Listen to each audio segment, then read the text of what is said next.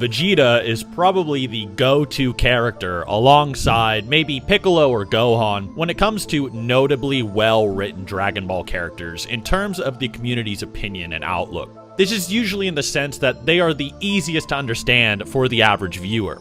But in a series full of great characters, it's still an impressive statement. Akira Toriyama made a world full of character interactions that feel somehow realistic and grounded with a totally chaotic and bizarre world that still made Goku feel special. Every little detail from Bulma being slightly irritated for no stated reason going to Namek, the small quirks of Trunks and Vegeta's dynamic, Goku's change of heart after learning of his eventual death in the future, the dialogue of the Earthlings like Master Roshi, all of it is very well crafted and just enticing. It's a side of the story outside of the battles and power scaling that just makes you kind of care about these guys, to the point you find it interesting when they just drive around and talk about almost anything. Toriyama originally wrote just flat comedy full of character interactions, so it's no surprise that someone who understands what would be unusual would be a master of writing something more grounded and, well, usual, even within it. But despite all of this, once again, Vegeta stands out to people. There are some generic reasons.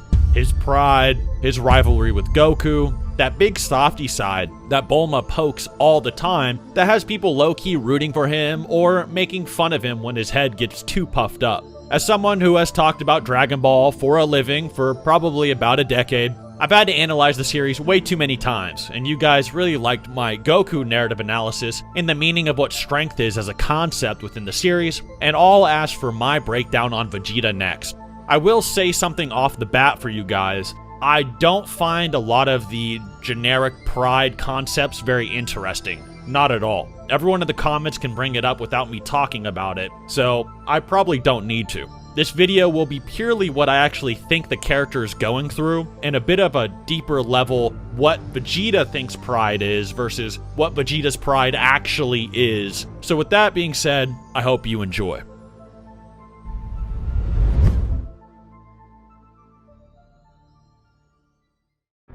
I already went through most of the themes of Dragon Ball Z in my Goku video. Of course, starting off with Goku and his nature versus nurture struggle against Vegeta, with Goku representing nurture and Vegeta representing nature.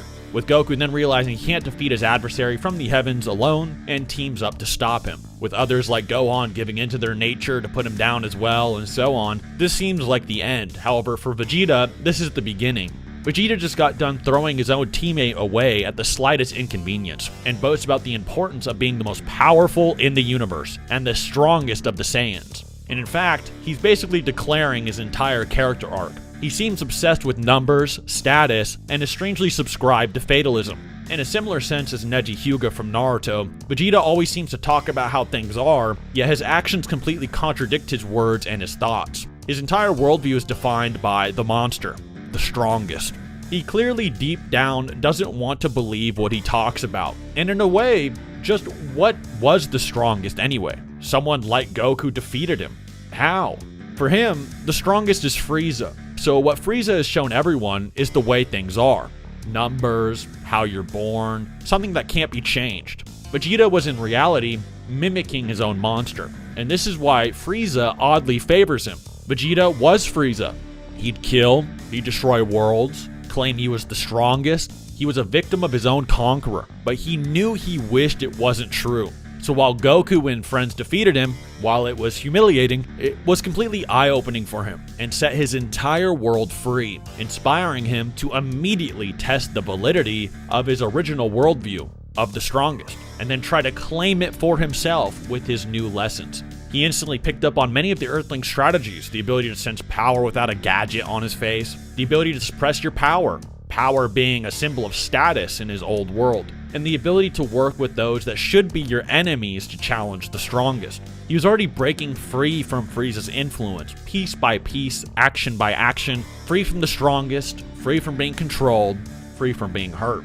This newfound freedom allowed him to challenge the old ways. What he would normally accept as the end, or the way things were for years, he now would no longer. At first, he destroys Kui, the embodiment of himself before he was set free, his literal equal from the past, and then he challenges Dodoria and Zarbon, Frieza's right-hand men that knew Frieza personally. easily defeats Dodoria, and later learns Zarbon knows more about Frieza than Vegeta did, and transforms. And Vegeta learns his new lessons. He won't submit to fate in the way things are, even through hardship.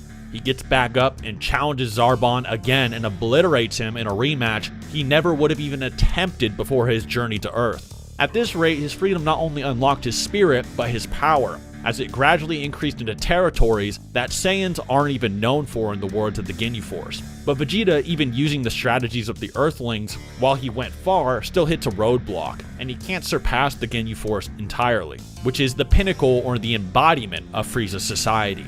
Then Goku returns, seemingly humiliating him again as he destroys the Ginyu Force piece by piece easily. But how? What does Goku know? What does that lowlife know now that I don't? It doesn't make any sense.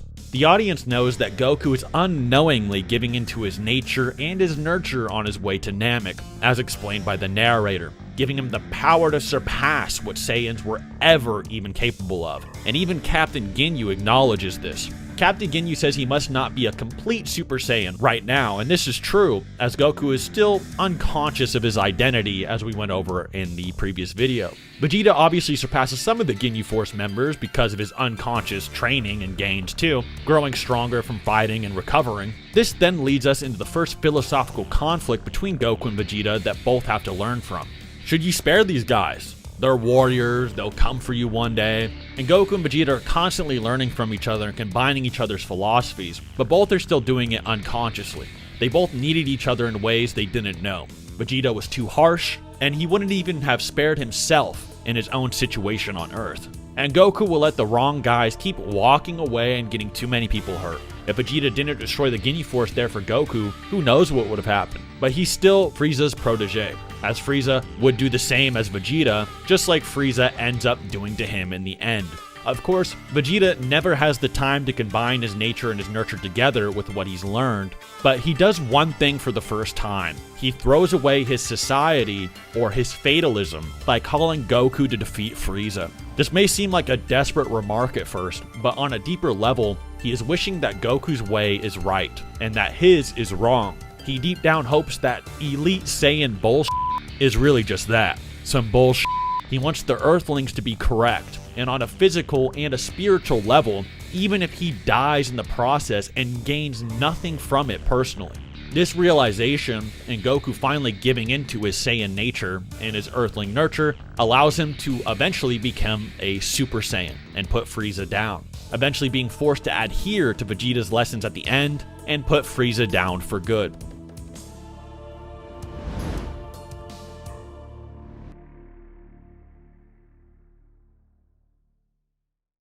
While Frieza doesn't die here, as a fun fact, in the future timeline of Trunks, Goku actually kills Frieza and King Cold himself when they return if Trunks didn't arrive, showing he does fully adopt Vegeta's lesson into his being. The introduction of Trunks and Super Saiyan Goku causes Vegeta's crosshairs to shift. The strongest, the thing that controlled him or makes him unfree. Was it actually gone? Frieza is dead, right? No. Now it's Goku and Trunks. Now it's the androids. He must surpass them or else the past can and will repeat itself. Interestingly, he is kind of right, as the androids, the strongest, would destroy everything once again in Vegeta's life. So he had to change. This causes Vegeta to train his brains out to a degree that causes him to nurture his own power and nature to become a Super Saiyan. His pure-hearted desire to not let his life be destroyed or controlled once again. Interestingly, Frieza also gets a golden super form when he does this as well. So it's a pretty consistent theme for pretty much every character in the show. Things change for Vegeta though when he realizes he can't stop this new monster on his own, even as a Super Saiyan. The Super Saiyan was an almost mythical religious symbol for Saiyans in the Daizenshuu, and that represented an almost Saiyan messiah that can save their people or destroy their enemies. And Vegeta was just now realizing the limits of that, as he has to learn the hard way just as Goku does. It's not about just one guy becoming the main character and soloing all the bad guys. It's about them all coming together despite their differences, which is actually how the Super Saiyan legend was actually born to begin with, which we learn in Battle of Gods, albeit they don't actually know this. Vegeta then learns that Trunks is his son, and something new brews within him, as he realizes his son now is being tormented by his own monsters he can't control. So Vegeta wants to be the one to save him from them deep down. He wants to show Trunks that he can do it and how to do it. This desire to help someone other than himself, and to even propel his son despite only focusing mainly on his own strength personally, caused him to ascend beyond a Super Saiyan. But something about Goku and Gohan during this arc is different. Goku didn't just care about his strength, he genuinely cared about his friends, his allies, and wanted to raise them up and for them to be strong. He really wanted to help his son and believes in him. While Vegeta somewhat cared and wanted to be the strong dad to beat up his son's bullies, Goku finds inner peace in his strength and in his role in life, and believed in Gohan instead to face his own problems, which alongside everyone else allowed Gohan to actually become the strongest out of everyone, even stronger than his own monster, something Goku dies believing. This demonstration blows Vegeta out of the water to the point he completely wants to quit being a fighter. He's always some type of step behind. As the years went on, he snaps out of it, believed he could become far more powerful, love his family like Goku did, and so on. But something was still missing. He was still focused on the monster. How can I defeat it? How do I become better? Goku is now the strongest, and the strongest is the monster. And the monster must be destroyed. I am a Saiyan, a warrior elite, and the last face you'll ever see. The Majin Buu arc is extremely important for Vegeta, more so than pretty much every other character. In fact, it wouldn't be far-fetched to say that it's actually mainly about him. While Gohan, Goten, Trunks, Goku, and the others exist in this arc and obviously undergo some struggle and growth, Vegeta's can't be ignored. Goku and Gohan mastered themselves, worked together with their friends, defeated Cell, which was the amalgamation of the past, and while Goku had some slight quirks, like still focusing on who's going to be the main character to stop the evil guy next time syndrome, which is completed around the fight with Buuhan and Kid Buu, Vegeta still has too many contradictions going on. On one hand, he desires the Earthlings to be correct, that the strongest can be challenged, that things can change, but on another, it feels like it contradicts everything he's ever known, whether it be the likes of Frieza, King Cold, or even Beerus and his father, the androids. It's always been something to put him down. Goku not only represents the challenge to his worldview, but also the enemy of it, being both a contradiction to it and the thing he strives to destroy. But following in his footsteps also causes him to desire peace. So, what should he do? This is when Dabura and Babidi are introduced, and it is not really too hidden from the viewer that Dabura is the king of the demons. Babidi as well, you'll notice, is sort of a classical Satan model, where he himself is rather unimposing, but his strength and influence comes about through a form of whisperings. He represents something that exaggerates and brings forth evil people stow away within themselves, offering them power in exchange for basically their soul. Even Majin Buu, we would later learn from Toriyama, was a sort of primordial being named the Buu that was corrupted by all of the evils of mortals, which may be partly why Babidi claims he created him, being the embodiment of evil itself.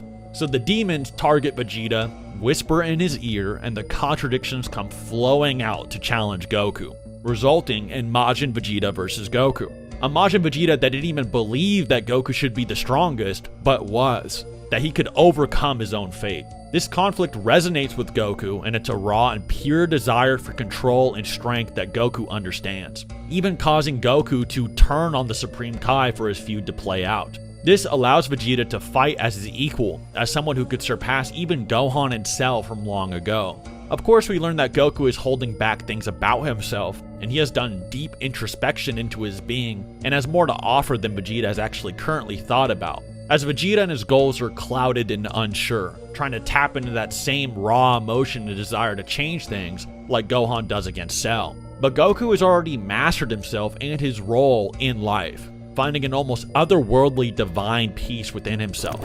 While his wisdom is still misdirected, he has gone deeper into things than Vegeta will, and can control all of it. This is what gives Goku the desire to want to fulfill Vegeta's wish, as this will allow Vegeta to grow in the end if his trauma and conflict don't inhibit him. This fits nicely with Goku's current character trajectory for the end of Dragon Ball, where he's less focused on being the strongest guy around, and more on what is the strongest, raising up others and so forth. So, Vegeta, someone who is desperately struggling with this concept, is someone Goku would actually like to help through his barrier in life, even though it isn't directly commented on. It's later revealed to Goku, after Vegeta and Goku clash on an equal level, that Vegeta surrendered his body to Babidi to gain power on par with Goku. throwing his pride away in the process. In hindsight, we know Goku was lying to Vegeta here, saying they were equals, but we also know through some analysis that he wanted to give Vegeta closure on his traumas and his issues, and a multitude of other reasons. It's a long-standing debate, but this is one of the more interesting things about Vegeta's pride. As the viewer of this video, you may notice, his pride is almost never important enough to actually suppress his real goal, his traumas and his battle against the monster,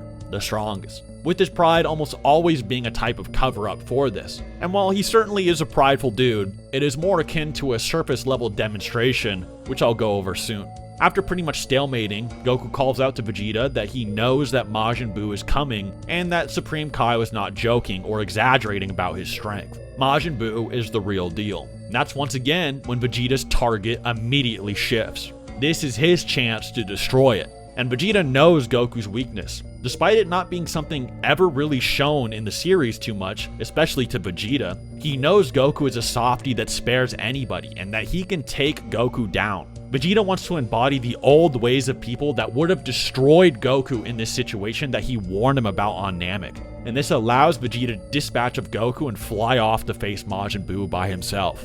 Interestingly, Frieza is also aware of this quality of Goku. Once again, these are likely philosophies and ideas ingrained in Vegeta by Frieza and his society. In his battle against Majin Buu, Vegeta mimics many of those that he respected as the strongest. He mimics the stances and iconography of Gohan, and even sacrifices himself to find a selfless peace like Goku. While his sacrifice doesn't stop Majin Buu, just like Goku's didn't stop Cell, we as the viewers know that this was Vegeta burning away the old self, and finally reaching a selfless level of strength, which is something he actually needed to catch up to Goku. Vegeta still has many flaws after this, but this opens his eyes and he is quite literally reborn, and he's now able to fight on par with Goku Super Saiyan 2 to Super Saiyan 2 without his Majin trauma powers anymore. And while he hasn't had the time to dive deep into his being, he has truly grown as a warrior already. Against Buuhan, we see Goku's attempts at making a successor, or a Jiren, fall flat. And Goku and Vegeta have to face off against Goku's successors, all wrapped up in one evil package. This is when Vegeta decides to work with Goku for the first time. The movies and other things actually tend to spoil this moment a bit, but this is actually the first time in the mainline canon that Vegeta actually works alongside Goku, and this perfect unison of one's contradictory ideas for the greater good of Trunks, Goten, Gohan, Bulma, Piccolo, and everyone else is visually represented to us with Vegeta. While Buuhan was the embodiment of the successors, that Jiren-like entity that has all of the potential, all of the talent, all of the power put into one guy, Vegeta represented Goku and Vegeta finally putting aside their differences to actually work together.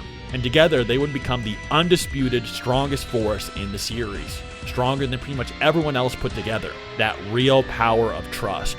Vegeta tosses aside his old self to merge with his pretty much antithesis to face the evil that plagues their entire reality. Using Vegeta's brain a bit, Vegeta uses Buuhan's attempts to catch him off guard against him, something he used to defeat Goku just moments earlier, and removes everyone from his body to reveal Kid Buu once again. Kid Buu, the pure evil incarnate aspect of Buu from earlier. And this will be the final battle of the strongest. While I won't comment too much on Daima, one thing I did like is that shortly after the Buu arc, Vegeta actually gets Super Saiyan 3, which makes a lot of sense. For this video, we will be going over Super instead of Daima, and I won't debate about canonicity or whatever, nor do I care to. But that's the Dragon Ball Z portion of his character, basically the mainstream of his growth and points involved. And while Vegeta doesn't have to necessarily work on anything at this point forward, he technically can and does, while Goku learns a bit more about who he is and so forth. Vegeta has much to do to truly be Goku's equal, realistically. Goku is always a free and creative spirit, uninhibited by his ego, would humble himself to learn as much as possible, had a bunch of mentors, a bunch of techniques, and Vegeta not only needs to learn more, but also strangely needs to sort of atone in his own being and worldview. In the Buu arc, he would have just straight up gone to hell, and in Fusion Reborn, he's literally there. So he needs more training, needs to humble himself to learn from others, learn from his enemies, but to not agree with them, realize how his mind works and why he fights like he does, and of course, Vegeta's eventual confrontation again with not only Frieza, but Beerus as well. The two that turned him into the man he was throughout all of Dragon Ball Z. But most importantly, is Vegeta's next battle against not only the people of the past, but his own regrets. Throughout the start of Super, we see many of Vegeta's developments in Z get thrown right on screen. He humbles himself to Whis to train to reach the level of the gods. He gives up his pride to protect his family. He isn't scared to defend them against even the likes of Beerus when he goes too far, when just 2 arcs ago, he could care less if Bulma and his own child blew up right in front of him. Then Frieza returns, and instead of tweaking out, crying at the eyes and punching Frieza's dead body like those Facebook slop images back in the day, this is a certified hood classic. He's very composed and calculated, defeating Frieza and knowing to take him out before he goes too far. Some may ask why Vegeta's reaction to Frieza was so tame in this scenario, and the honest reason is because Vegeta has already overcome the monster. He already overcame the bulk of those types of traumas during the Buu saga, and he knows what the real strongest is and follows that now. It's at this point, after fusing with Goku and working together with him, that Vegeta makes the speech, "You are number one," with a smile on his face. And I think now that you've heard the video, you start to see it less as a rivalry and more of something deeper. A true acceptance of the good in Vegeta's life, and a true acceptance of what the strongest really is. But Goku himself doesn't seem to actually grasp it as much as Vegeta does, and Vegeta, knowing full well now the answers, recommends that everyone comes together with the Spirit Bomb and destroys the evil of their universe for good, and Majin Buu is destroyed.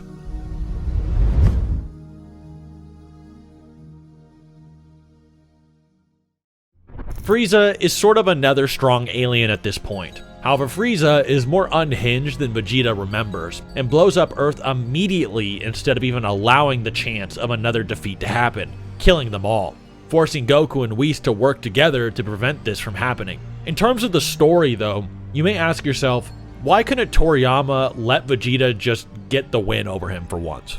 And the reason is that it's somewhat a bit of foreshadowing you may not actually expect, and it's actually foreshadowing that happens twice in Dragon Ball Super. While Vegeta has outgrown the past, he hasn't really confronted all of it yet, and it's still a part of him, causing him to hesitate a lot more than he'd like to think. And that's why even the Vegeta who would have stomped on Burter's neck fast and light has to yap to Frieza's face, despite having the intent to kill him. Something sour still lurked there, and Vegeta still considers himself a part of the past. Dragon Ball Super is all about the things that cause hesitation or slight variations in your being, and really diving into yourself. And with Ultra Instinct, Ultra Ego, and so forth, and this is Vegeta's moment of hesitation. In Universe 6, Vegeta's first regrets how he never really was able to guide the Saiyans, and he does this immediately with Cabba. In fact, he puts so much effort into helping Cabba and the Saiyans grow more powerful in Universe 6 that in the manga, it pretty much directly is the cause of his ass beating by Hit. Vegeta has had the Cell and Buu arcs to really develop this mindset, and Goku has really helped him with this as well, with this mentor type role.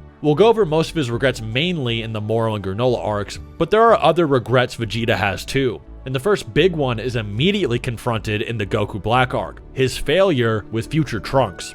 As a wiser man and a better father, Vegeta realizes that Trunks is still dealing with that monster plaguing his world. And now he has another opportunity to make things right. And instead of focusing just on himself this time, he focuses on Trunks and works alongside Goku to get things done. Goku Black is also the perfect villain for Vegeta, and I can't stress this enough, as he is the embodiment of how Vegeta felt about Goku throughout all of Z. And while Goku was obviously, to the viewer, not as evil, pompous, or undeserving of his strength, it's the idea of this strongest Goku that Trunks also has to confront just like his father. But this time, he's actually a bad guy.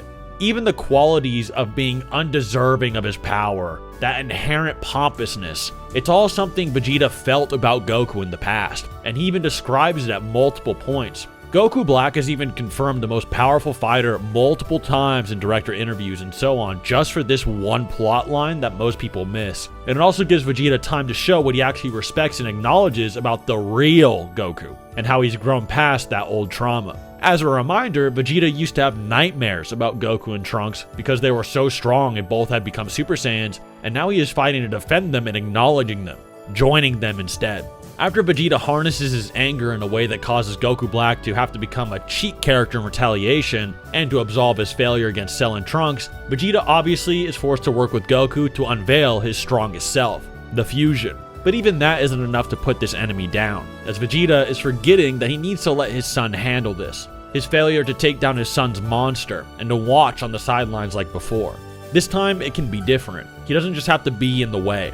Trunks then taps in and gathers everyone's energy and obliterates Fusion Zamasu. You'll notice here that Vegeta was immediately willing to give Trunks his energy once he realized what was happening, whereas shortly later when Goku faces Jiren, he could actually just care less. Of course, Zamasu lives, and there's some Sun Wukong don't rely on the gods plotline with Zeno then destroying the world, and it's all very lame. I don't care about it. And I said it last time, but Vegeta has finally then raised and is acknowledged by future Trunks before he sets off into his own world with Whis to start as a protector, and we never hear of him struggling again.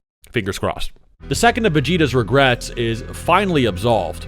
Many things that would have tormented Vegeta, he has now overcome. Vegeta in the past would have mentally imploded at the thought of Goku tormenting his son, Frieza returning stronger than all of them, and Beerus casually visiting his world, but let's see how he deals with his next regret. The Tournament of Power is an interesting dilemma for the cast, and it allows them to explore alternate universes entirely where the meaning of things like strength is completely different. It's a setting where even Frieza getting punked on by Jiren isn't really the same type of ego buster it would be to say to lose someone from his own universe. It's almost like seeing what type of beings can even exist in multiple different forms and ways, and how they all have to react to the idea of their realities being annihilated. In a way, it forces each universe to treat each enemy contestant as the main villain of their stories. Goku even actually LARPs about this, playing into the role at the start of the arc in the anime to bring out that do-or-die hero nature of the enemy combatants and see their true strength, to see what they would do in shoes he's had to fill before. As we went over in the Goku video, Jiren is a representation of what Goku thought he wanted to be, and what he wanted others to be. That, the overwhelming, strong main character that can protect everyone. For Vegeta though, this tournament isn't the same. His focus is a bit different after the Goku Black arc. While Vegeta definitely learned his lesson from the Android arc and could confront his regrets with Trunks, a new one seemingly developed. Both he and Goku had to rely on these very unhinged gods, and it ruined everything. They had to rely on a cop-out. They couldn't dismantle Zamasu before them, even when they did everything correct. That powerlessness, while not a character flaw, showed a limit to Vegeta's own soul, and that he had much more to learn and confront. During the tournament, Vegeta is a typical team player, something he already had picked up on Namek and mastered throughout the Black arc. Raising the Saiyans, helping out, and letting the team grow and help when it was necessary, like in the finale against Jiren. Vegeta also confronts his past again and promises to protect the Saiyans, and shows a true pride in his race for the first time, something that seemed superficial throughout the entire series. This evolution to genuinely wanting to just protect even other universes from the bottom of his heart allows him to reach Goku's level as an equal in his own way, with Super Saiyan Blue evolution. While Goku is a hero, he is a bit less conscious of it, less spiritually inclined for it, which is what is tackled in the Moro arc very heavily, whereas Vegeta still hasn't learned many things Goku has, which he also tackles in the Moro arc later. So here, while they are missing the opposite side of each other's puzzles, they reach a similar level, but Goku realistically still has more going on, and it isn't bound by his regrets, hence Ultra Instinct Omen coming to the surface. However, as you guys can probably tell, this leads to the regret of becoming Majin Vegeta. Vegeta has now reached Goku's level without needing to sacrifice himself. If anything, he found a more real side of himself than before. A real pride of the Saiyans, and not some self-fluffing ego fueled by trauma, which causes him to confront Toppo, who then sacrifices everything he has for strength. During this battle, Toppo actually points out the regret theme, and says that bearing things will weaken you. And this is something Majin Vegeta was actually struggling with as well. However, Vegeta finds himself as the correct one in the story and in real life, pointing out that his pride and his promise here is genuine. He genuinely wants to help others and himself, whereas Toppo doesn't really care about anything he talks about. He only cares about a superficial result and a fleeting strength to survive in the moment. Vegeta overpowers Toppo, and the anime even recollects the final explosion scene as Vegeta charges up a new one. But now realizing that his life and those around him matter, his final explosion is perfected, and he destroys the destructive power of the gods, and a big regret in his later years. Even Jiren, who is the concept of strength at the moment, acknowledges Vegeta a lot for this, and Jiren actually remarks on the sentiment of now throwing away all he is during his fight against Ultra Instinct Goku, while Vegeta remarks that Jiren not trying until his friends lose will be his big mistake. This is a very real-world problem people have, or when they feel like they're struggling in life, they may feel like they need to disconnect or throw everything and everyone they know away if they feel like they're holding them back. And in Vegeta's case, he finds it more empowering to then try to find a way to help everyone around him, and the type of strength that would require to have all of those connections, and how they empower him to do something completely different that you can't achieve when you throw everything away. Weirdly, during this point, Vegeta might actually be a bit stronger than Goku, with Jiren really only complimenting him, with all of episode 128 basically being Vegeta as the main character, getting beat down over and over again and getting up like he's Rocky, while Goku can't even move. Vegeta then cries like on Namek, gives his power to Goku, and he wants Goku to prove Jiren wrong with the strongest power, the power of trust. And with that, the tournament power closes as we move on to his next regret in the Moro arc. The Moro arc is a very Vegeta-centered arc, all things considered. It is a revisit to one of Vegeta's first regrets in the series as what we can call a free man. After his defeat on Earth, we spoke earlier about how he was liberated and how he wished to defeat his monster. However, in his rebellion, he ended up committing many hypocritical evils. While he's supposed to be rebelling against Frieza, getting away from Frieza, he still did many things just like Frieza would. His slaughter of the Namekians and the weak in his way, it's one of his biggest regrets. While obviously he doesn't approve of his old life in Frieza's army, the Namekians are a particularly nasty sin in Vegeta's chest, as this is when he was supposed to be different and getting away from his monster, not becoming it. So during this arc, Vegeta's desires to atone cause him to overcompensate, to the point that his heroics and desires exceed Goku's by far. While Goku does good things slightly consciously, slightly not, Vegeta has absolutely no hesitation when it comes to doing the right things by the Namekians, causing him to immediately save them when they're in harm's way, trying to find ways to restore them from Moro and much more before Goku even can. This causes Vegeta to far exceed Goku as a fighter, giving him a plethora of abilities that are way more useful than just powering up or making your power level go higher. He humbles himself and controls his spirit, looks deep within it, what he's done, and how he wants to find the strength to help others, and learns even more about this than Goku did back on Yardrap, finding the ability to discern the souls of others, picking them apart, restoring them, and saving them. In fact, when Vegeta does this for the first time against Moro, he even calls it liberating them, something that he felt when he was on Namek, but didn't do.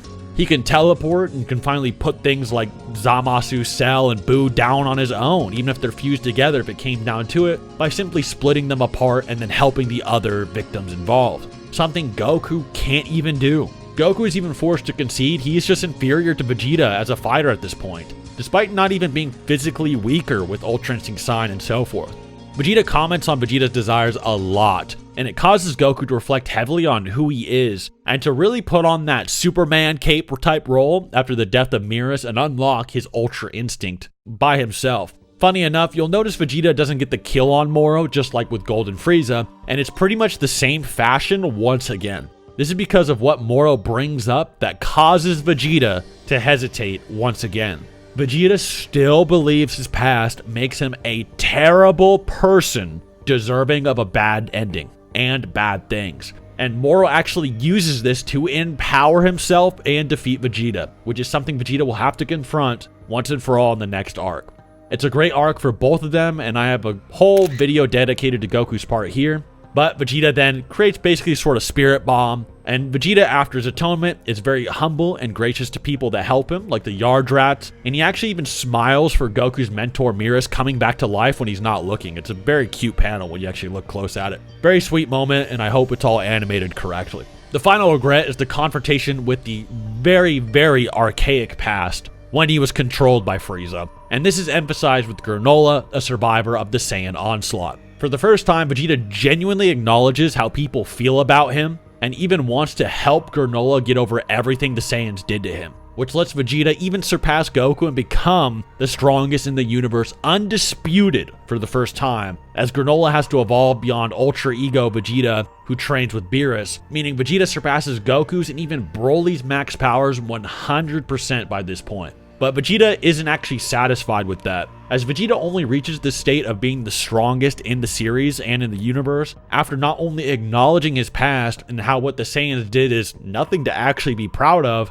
but acknowledging what the strongest is. For his entire life, it's been this big ordeal, something he has to have, something he has to overcome. And now Vegeta finally chops it up for what it really is. It's just a title, one that can be changed as quickly as tomorrow. And after overcoming this final trauma and his past, by seeing Bardock and his desire for freedom even during the past, Vegeta finally becomes the strongest. And just like he says, it's something that quickly changes back and forth. Later, we see Vegeta reflect on Jiren's mastery as a fighter, as they are quite similar during the Tournament of Power, and he learns to respect the strength of others and what they're good at without mimicking their bad qualities. And this lets him beat Goku in a straight 1v1 of hands for the first time in a genuine contest in his own mind.